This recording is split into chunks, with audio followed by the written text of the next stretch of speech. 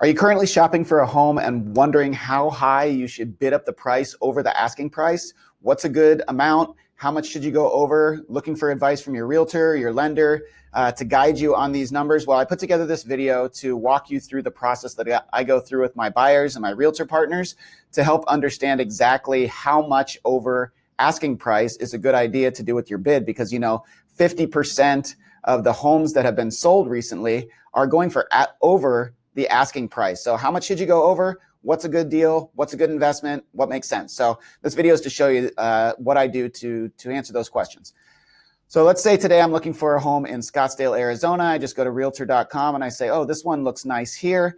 This is something I'd like to go see. It's brand new. There's an open house tomorrow, it looks like. So maybe I want to take a look. Let's look at one that's a little bit less expensive, more in my price range. This $695 here. This looks good.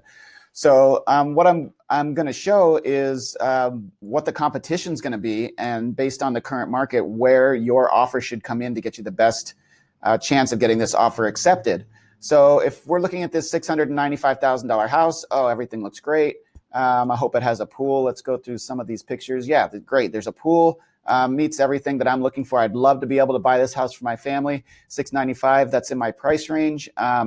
And I know that it's going to go for over this because, like I said, half the houses are going for over the asking price right now. So the first thing that I do is I would go to my valuation tool. I'd take a look at what the current value of the home is. I've done that already. I think it's based on the recent comparable sales in this neighborhood. The value of the house is pretty close to the asking price, maybe a little bit higher, 710. So I know that it's going to go over this asking price for sure, just because of the supply and demand side of things. So the next thing I do is look at some of these numbers to see what makes the most sense. How much over should I bid this house? What should my offer be? The current asking price is $695. I would recommend going with maybe about 35,000 over. That seems to be about where prices are coming in. So instead of the $695, we're going to offer $730 for this home to have a good chance of being accepted. And you're saying, this is over asking. Why would I give the seller more money? And this is to be competitive with the offer to try to get that offer accepted. So you'll see that the seller paid $410,000 for this back in 2016. So they're making a $300,000 net gain off the sale of this house.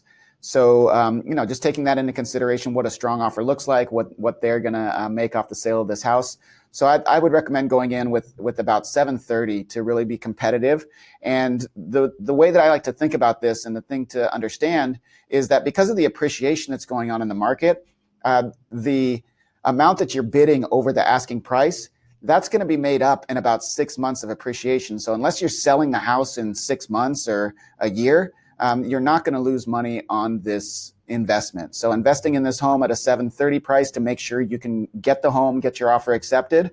That means that if you hold on to the house for 5 years, which is the average that people are holding on to homes, if we look at just a 4% appreciation over the next 5 years, and that's about in line with historical, I think it's will be a little bit higher still, maybe closer to 10%, but let's just go with the 4%.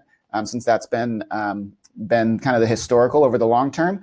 That means that if you hold on to this home for 5 years, the $35,000 over asking, that's helped you gain $150,000 in appreciation on this home if you hold on to it for 5 years. So you can see that, yes, we're offering $35,000 over the asking price just to make sure that we can get the offer accepted, but really you're breaking even on that in 6 months. So you're not really losing money. Nobody's going to move out of the house in 6 months. These are the kind of tools that you want to have at your disposal. You want to put together the right team with your realtor, with your lender, to make sure that you're looking at all the numbers and getting the best advice. Because maybe you go to your realtor and you say, how much should I offer over the asking price? And they say, I don't know, I think most of the houses in the area are going for 20, 30,000 over. That's a good idea. Maybe 50,000 over. And they're using the sales data to help guide you on what is most likely to get this offer accepted. But what you really want to do is look at the investment side of it and what the appreciation is going to be. So, when I look at my numbers and I say $35,000 over asking, let's take a look at what the break even on that is and how much you're going to gain over the long term in the 5 years. So that's just a quick overview of the tools that I have and how I can help you get your offer accepted and give you the right guidance when you're looking to make an offer and know exactly how much over asking you should be offering to get that offer accepted. And when you put together the right team, you can have the most success in getting that offer accepted and getting into the home of your dreams. Have a great day.